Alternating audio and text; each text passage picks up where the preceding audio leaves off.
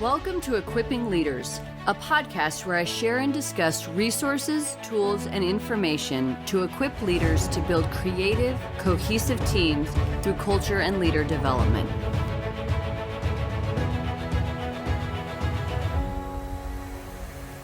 Welcome to the Equipping Leaders podcast. I am your host, Natasha, and today I'm going to share with you part one of a panel that I moderated on ethical leadership. I wanted to go into ethical leadership because there's just a lot of space for movement in that, and it always means something different to different people.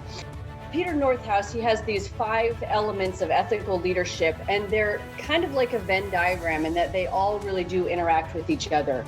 And the most important piece is being that it's not what you actually are doing in the moment that's proving ethical leadership. It's the result of your actions and the result of your behaviors. And I'm sure a lot of us have seen that played out in our different work environments where you go into, or anyone goes into something and they do have the best intentions, but ultimately it ends up not being the most ethical thing because different things presented themselves or other people were involved. There's just a lot of things. So it's not about making excuses for why things went the way that they went. It's more about how do we create the trust and the psychological safety, which allows people to say, this isn't right, or this is unethical, or to approach someone to be able to tell them those things so that we can actually create a more ethical environment. We'll go around, and if everyone could introduce themselves and some of their leadership experience. I'm Will Rinehart, an Army soldier, been in the Army 31 years. I've been a command sergeant major for about 13 years now. I've done everything from cyber to an Army Service Component Command to the Army's Operational Intelligence Forces. So I currently am the command sergeant major for U.S. Army Intelligence and Security Command. I'm Shawn Perry. I am a retired cavalryman and a recovering Army aviator. I retired from the Army after 20-something years back in 2013 and got a job as a defense contractor. All of my deployments are with the 1st Cavalry Division to Baghdad, so I spent a couple of years over there leading soldiers in various capacities. I retired, became a defense contractor, stood up a training center at Fort Riley where we were teaching human performance and resilience skills to soldiers and their families, right? So I had a team of instructors, and I was the guy that taught them Army, and they taught the Army stuff. Very interesting. And I like being around people like that because they're growth mind oriented, right? They're about learning new things, trying new things, and then adding value to other people. So since that gig, I've stayed as a defense contractor, moved around. That's what got me to Augusta, Georgia, where I met Natasha. And I stood up a team of instructors at the U.S. Army Cyber School as that was becoming a thing. I'm now on an Air Force contract for the Air Force Agency of Modeling and Simulation, but it's unique to be able to lead people that have been in the service and people that have not, people that have been Department of Army civilians in the past, those that haven't. And really, it's I enjoy it. Since retiring, I've started my own leadership, consulting, and coaching business. That's me. So my name is Cecile Weiland. I am an executive producer at Discovery, specifically for the Travel Channel. And my job is to oversee hundreds of hours of television programming. I'm the creative, so I basically guide the production company producers to create the programming. I've been at Discovery for a year now, but before that, for the last 25 years, I was a freelance television producer, and often I was on the front lines in terms of interviewing people out all around the country for various documentaries. For example, I did a documentary for National Geographic called Preventing Armageddon, and I had the pleasure of interviewing Stan Love, the astronaut, about how the proximity of a spaceship to an asteroid could change if it's going towards the Earth, it can change its orbit and not hit us. So I've done a lot of interesting documentaries, and now that I'm at Discovery in a corporate environment, I needed to step up my game as a leader. Good afternoon, everyone. I am Brandie Lane. I'm currently the technical group leader specializing in audio with the West Point Band. I'm also a Master Sergeant in the U.S. Army. At West Point, I have the honor of working with an incredible team where we make sure that we have lights, sound, video all set up for our concerts and also social media products. And we've been very lucky to be involved with different TV networks and companies to help push music out to the world and be musical ambassadors for West Point, which is really a lot of fun, and I'm very lucky to have this job. In my free time, I'm heavily involved in the audio world. I won a Grammy Award in 2011, and while that was awesome, what was even better was I was able to become more involved, not only with the voting process, but also the education side. So I'm on the chapter board for Washington, D.C.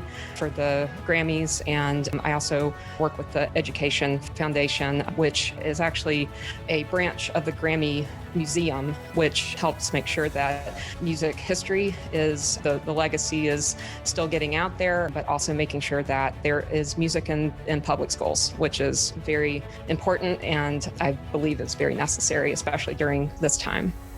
I'm Rob Massey. I'm an American soldier as well. I'm here at West Point doing a lot of different things, working alongside our cadets, working with Natasha, working with our Army Cyber Institute here.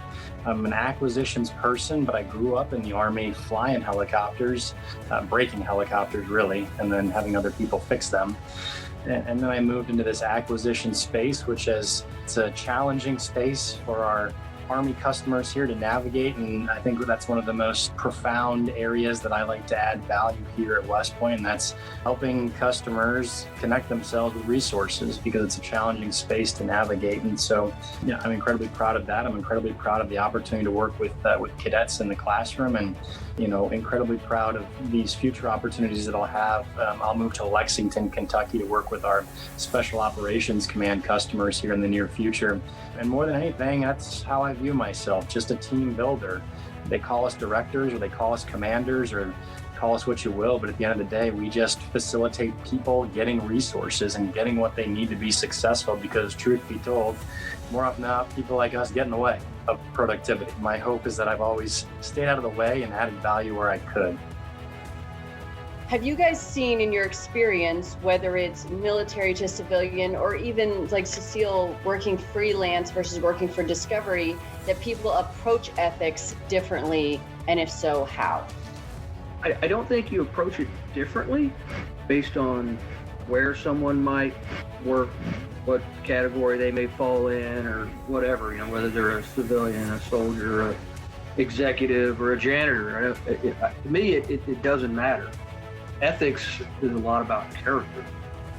It's who you are.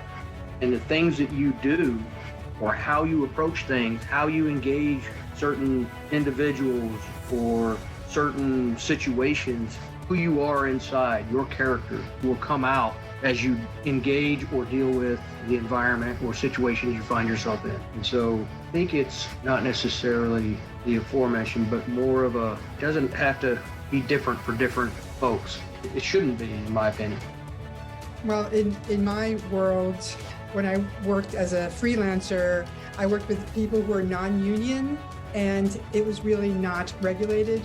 So we would be like a bunch of 25, 30-year-olds going around the country interviewing people for documentaries, and we would work 10, 12, 15 hours. Nothing is regulated. And if any kind of ethical issues came up, there wasn't really someone you could go to. But recently at Discovery, and actually I still don't know if I handled this right, but an ethical issue came up where my associate producer who works with me told me that one of our vendors made advances towards her in an email.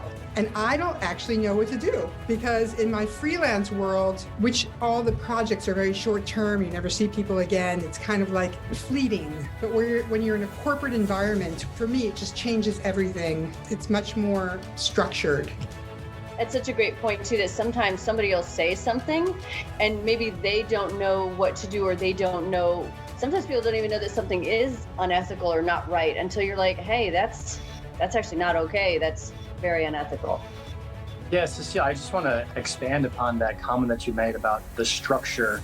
And maybe that is one of the major delineations between, say, the corporate world and our military world, in that there are a lot of, simply put, corporate policies and corporate regulations that will dictate an employee's behavior.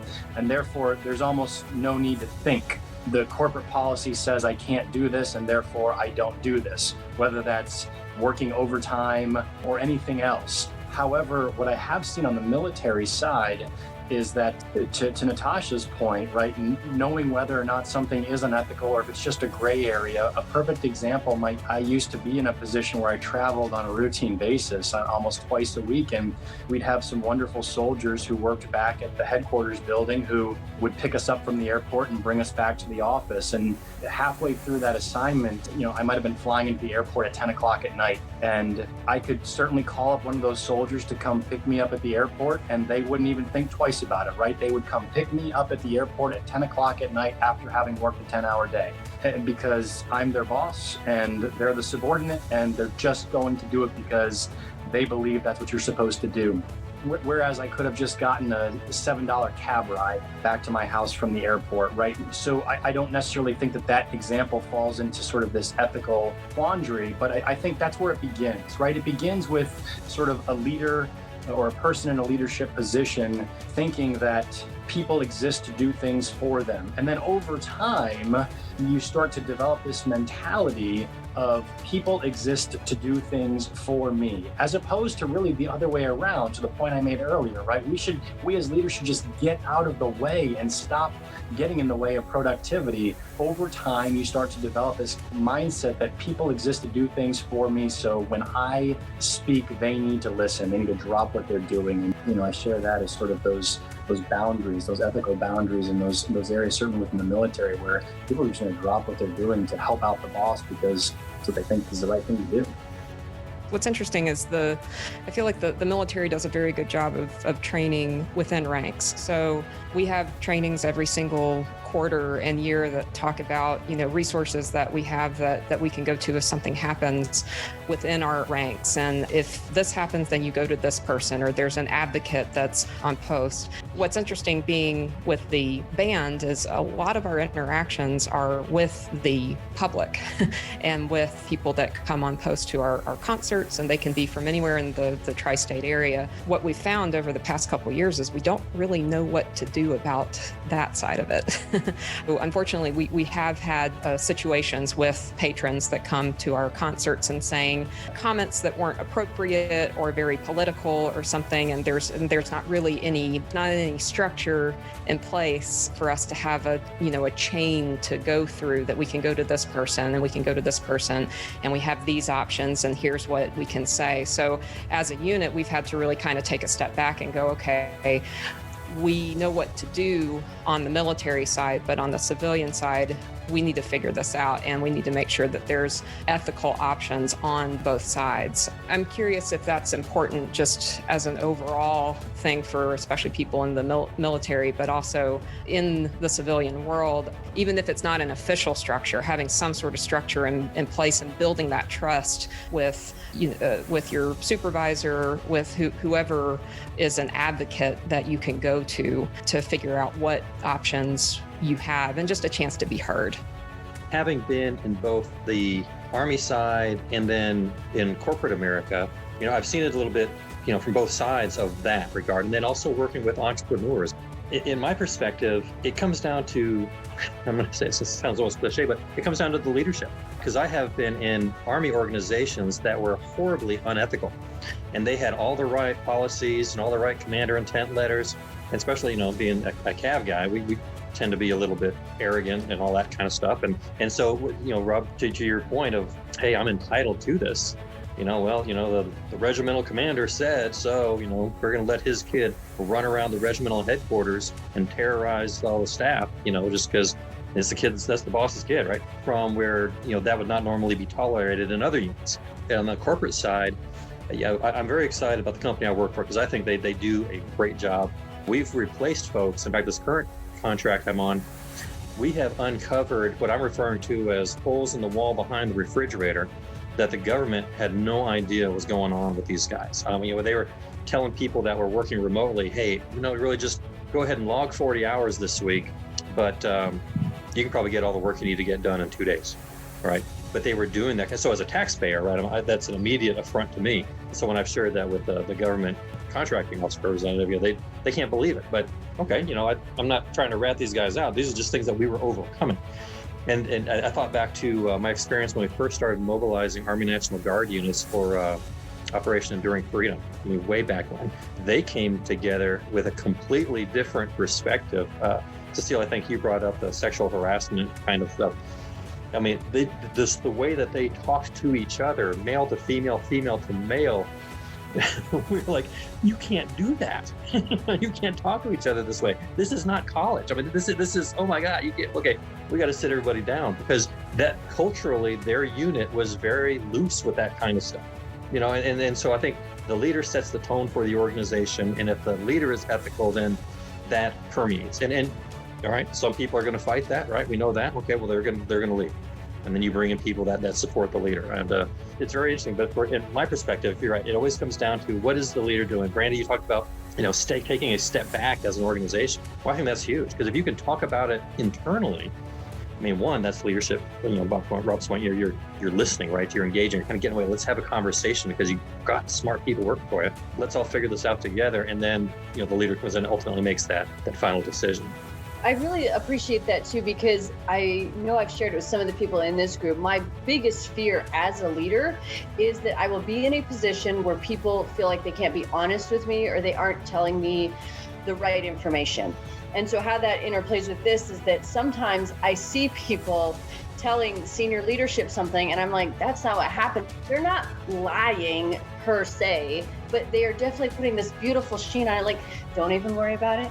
It's all taken care of. And it's like, no, the leader's job is to make hard decisions and to get the biggest obstacles out of the way. A leader is responsible, and that it's their organization, and they need to be lifting up rocks and seeing what's going on in different places, and then also creating the environment for people to be able to say the things that need to be said. But at the same time, have you guys seen instances where people maybe don't tell that next level of leadership the ground truth that needs to be said, and then it kind of creates this real weird ethical dilemma at the higher levels? Yeah, I'll just hit it hard, Natasha, real quick from the military perspective, and it'll be short and sweet, right? So if you're afraid of losing your job, then you don't deserve the job in the Army as a commander or a director or any of those positions. And we've seen this certainly over the course of all of our careers for the past 2+ decades now. We've sort of broad brushed training plans and training management, and we're all ready and prepared to go to war, and all the vehicles are in great condition and nothing's going to break and everything's ready to go, when in actuality we know that's not the case. And so it's almost like we've all been indoctrinated from a very, very junior age to, I don't want to call it lying, but right, oh, we're 95%, but asterisk, right? Here's the footnotes that you should probably pay close attention to, right? My helicopters are 95% mission capable, but none of them can fly at night, right? Something like that. So we've all been there before, where we sort of, broad brush a lot of this stuff. But I think the most important point to get at here, certainly from the military perspective, is if I'm afraid to lose my job, I don't deserve it, because it means I'm too afraid to speak truth to power. Right. You're not going to have trust. You're not going to trust your subordinates, because either you're afraid they're going to try to come take your job, or they're going to screw you, right? You have that perspective at the end. You guys are screwing me here. Yeah, you're right. You're absolutely right. As a command sergeant major, I'm on about my 8th general officer. These guys and gals, they worry a lot about perception. And part of it is that perception becomes reality. And so, Cecile was talking about unions. Well, I can tell you that GOs and CSMs, we avoid unions at all costs. And fortunately for me, and I don't think it's because of unethical behavior. It's just sometimes a little slimy, and Shawn kind of alluded to some of that with time cards and stuff. The GOs that I've worked for, perception is always a big thing for them, because if their perception gets skewed, well, they're going to lose their job. They'll be in their last job. Part of my job is whenever, subordinates or directors or commanders are talking to my boss about what's happening in their organization or area, and we know that it's not all, roses and perfect, but but yet everything come out of their mouth says there's no issues here, nothing to see here, it's all good. And then, of course, you know, the commander already knows because I've talked to him before this meeting, because I know what's going on. Like, hey, you should probably expect to hear this or this or this. And if you don't hear that, you should probably ask about it. And when he does, you know, it kind of catches everybody off guard. They adjust their narrative, and then he gives his guidance. And then what I see after the fact, and I've always been told, hey, hang out a little bit later after I leave, because there's going to be a conversation after the boss leaves. And this is any level of leader. The leader, the boss, he or she leaves the room, and then everybody sits in the room, and you've got one or two of those undeciders. So the boss made a decision, slapped the table, this is what we're going to do, we're moving out. And he leaves the room, he or she leaves the room.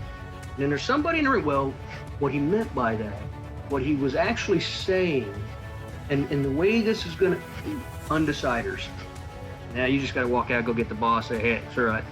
They obviously didn't understand what you were saying, particularly this one person right there. He is convinced you said the opposite of what you slapped the table on. Is it unethical? Probably, if they were doing it intentionally, and some folks do. And I know, Rob, you've seen it, Shawn, you've seen it.